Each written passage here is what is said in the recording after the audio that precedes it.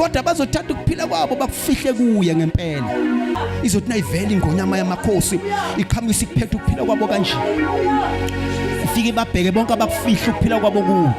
Fike imphosi akhazimule phinde futhi imphosi akhazimule fike futhi imphosi akhazimule kuqhamuka inkazimule igcwale. Haleluya. Kodwa laba baqambama ngabathi ngifihle kuphila bazobonakala begqwala bona. Bethi babheka hayibo ngoba nami ngangithi ngikufihlile njena. No, waqambamanga wathi ukufihle kuye kanti uzohamba ngendlela yakho. Okwakuphila kwagijima kwaya lapho kwenziwa khona lezi zinto ozenzayo. Ngakho be careful ukuthi ukufihle ukuphila kwakho. Futhi na ukufihle kuye uJesu umuntu lapha afihle khona ukuphila kwakhe akahlala ngabheki ukuthi ukuphila kwami ngabe kusenjani.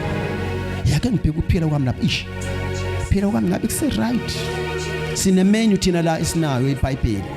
Yasitshela ukuthi ukuphila kwethu kuse right yini. Sibheke sithi okay, oh right, kusihamba kahle.